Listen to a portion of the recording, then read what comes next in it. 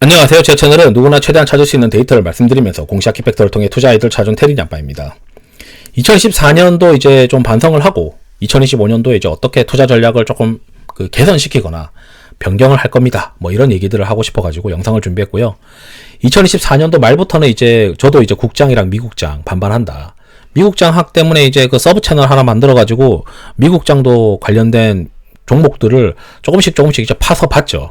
그래서 이제 상대적으로 이제 진짜 좋은 회사들이 많이 있구나 이런 것들을 이제 느끼게 됐고, 그리고 미국장을 투자할 때는 이제 전략적으로 좀 투자하기 위해서 전략들을 이제 많이 활용을 하고 있긴 한데, 뭐 이런저런 얘기하면서 같이 한번 뭐 나눠보도록 하겠습니다.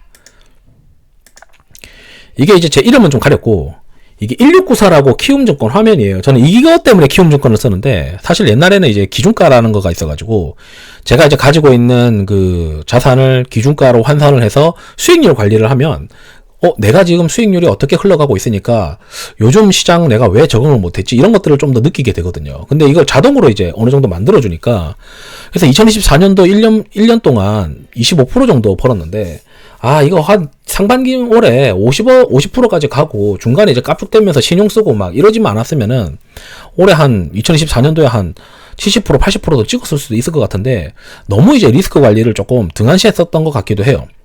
게다가 이제 신용을 안 쓴 계좌도 수익률이 비슷했었고, 이것도 이제 뭐 사실 현대글로비스 무상증자가 여기 수익률에 똑바로 반영이 안 되니까 한 27%, 28% 정도까지는 냈을 것 같긴 한데, 그런 걸 짜치고 나서 이거 수익률, 상반월에 있었던 수익률을 계속 누적하면서 우상향해서 끌고 갔었어야 되는데 중간에 너무 실수를 많이 한 것 같다, 이런 생각도 많이 합니다. 그래서 이 하반월에는 거의 신용을 안 썼고 상반월에 좀 신용을 쓰고, 그리고 인버스를 어떻게 활용하는 건지를 조금 더 이제 깨닫는 거가 좀 하반월이었던 것 같아요. 그러니까 상반월에는 이제 시장이 그렇게 나쁘지 않았으니까 인버스를 그렇게 막 열심히 쓰거나 그러진 않았었거든요. 그래서 이제 2025년도에는 인버스도 잘 활용을 하려고 노력을 많이 하고 있습니다. 그러니까 어떻게 할 거냐면, 업종 쏠림 지수가 있고 피어 인그리드 오실레이터라고 하는 게 있어요. 제가 올려드리는 게 있는데, 그 지표들이 업종 쏠림 지수가 이 바닥에서 위로 올라간다는 거는 일부 업종만 살아남는 거니까 시장이 이제 박살나는 경우가 많더라고요. 그래서 업종 쏠림 지수가 올라갈 때, 요 화면은 아니고 이제 다른 화면인데 제가 멤버십 회원분들한테도 올려드리고 있잖아요. 그리고 종종 그 커뮤니티 게시글에 지금 업종 쏠림 지수가 이러니까 좀 주의하자, 이런 것들도 많이 올려드리고 하는데, 사실 이제 인버스를 넣는다는 것 자체가 조금 이제 나는 롱을 잡고 있는데 인버스를 섞어가지고 해지를 한다는 것 자체가 어색할 수도 있거든요. 근데 그 전략이 얼마 전 영상에서 제가 백테스트 영상에서 보니까 효과적이다라고 하는 걸 좀 발견을 했기 때문에 2025년도에는 좀 더 그걸 적극적으로 쓰고 할 생각입니다. 그걸 이제 백테스팅 해보니까 그러면 종목을 좀 압축해도 되겠구나. 그러니까 2024년도에는 제가 평균 종목을 한 30종목 전으로 가져갔었어요.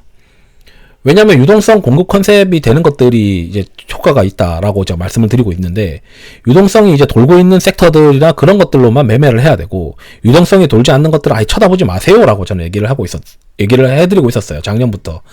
그러니까 2023년도 말부터 계속 그런 얘기들을 계속 했었는데, 유동성이 계속 공급되는 것 중에서 이 하반월에 보니까 유동성이 막 힘이 빠지는데 그래도 공급이 되고 있는 애들이 있지만, 결국 시장에 효과가 있냐를 추가적으로 보기 위해선 상대 강도가 센 걸 봐야 되겠더라고요. 그래서 제가 조금 진화했던 게, 뭐 ETF로 상대 강도를 체크하기도 하고 장 마감하고도 체크를 하기도 하고, 다양한 방법으로 이제 어떤 업종들이 상대 강도가 센지를 이제 체크를 해서 상대 강도가 센 섹터들을 유동성 공급이 되면서 상대 강도가 센 것들을 교집합을 통해서 이제 종목 구성군을 좀 압축하자.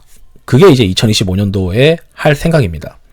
그래서 이제 이전보다는 좀 주식수가 줄어서 20개 전후로의 주식을 가져가고, 또 한 번씩 또 압축할 때는 15개, 16개의 종목수를 압축을 할 거예요.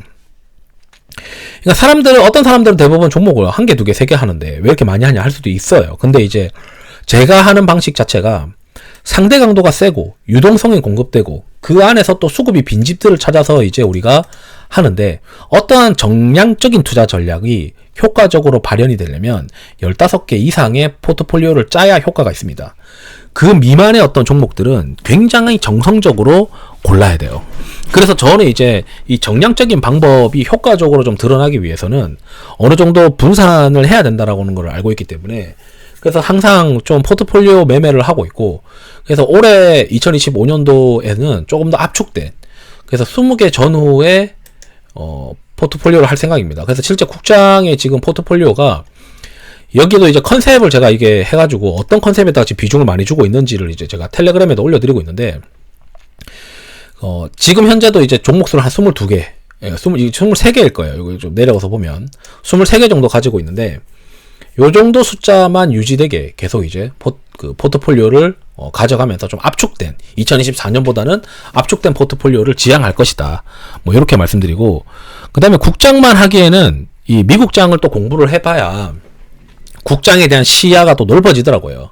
그러니까 반도체나 이런 것들도 가만히 보면 지금 현재 반도체가 최근에 막 반등을 하고 이런 것들이 CES에 대한 어떤 기대감이 좀 큰 것 같은데, CES의 핵심이 AI라고 한다면 굳이 굳이 국장을 할 필요가 없고, 미국에 있는 반도체 엔비디아나 TSMC, 그러니까 TSMC가 또 미국에 이제 상장되어 있는 게 있으니까 뭐 이런 것들을 플레이하는 게 낫지 않냐, 이런 생각이거든요.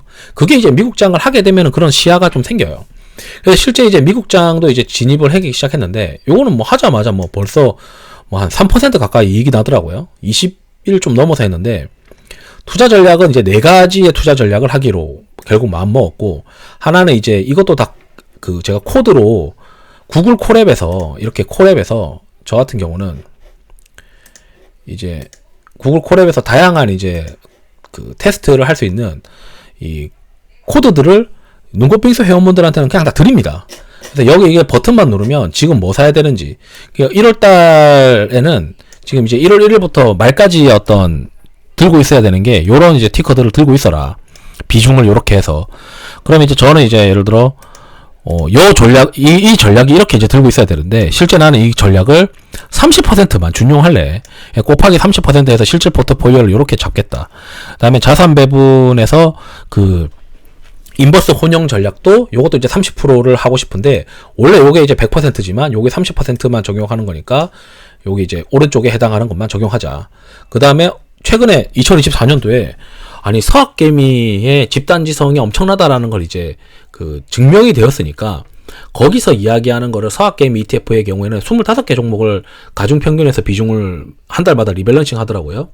근데 저는 이제 그냥 10개로 이제 압축해가지고 뭐 한 달 단위로 리밸런싱을 할 건데, 12월 말에 이제 보니까 요렇게 비중을 이제 하면 되더라고요.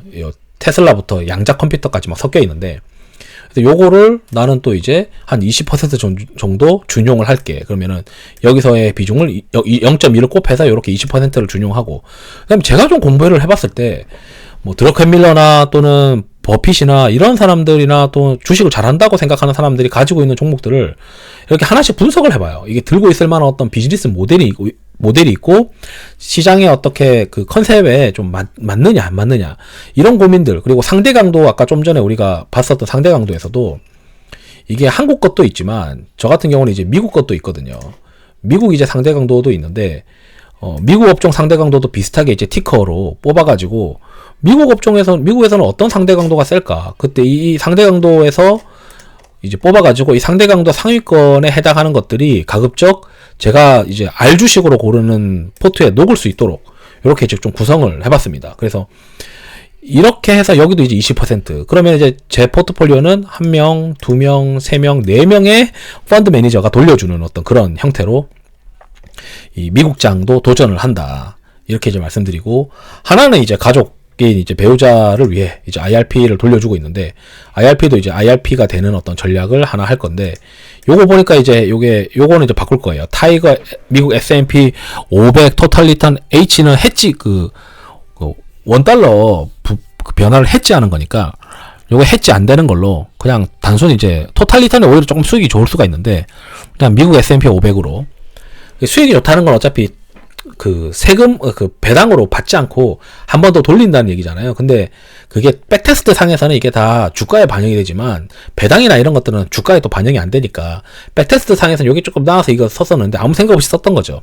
근데 이것도 이제 해지가 그 원달러 해지가 안 되고 그냥 이제 노출되어 있는 걸로 원달러 변화에 노출되어 있는 걸로 이제 바꿀 생각입니다.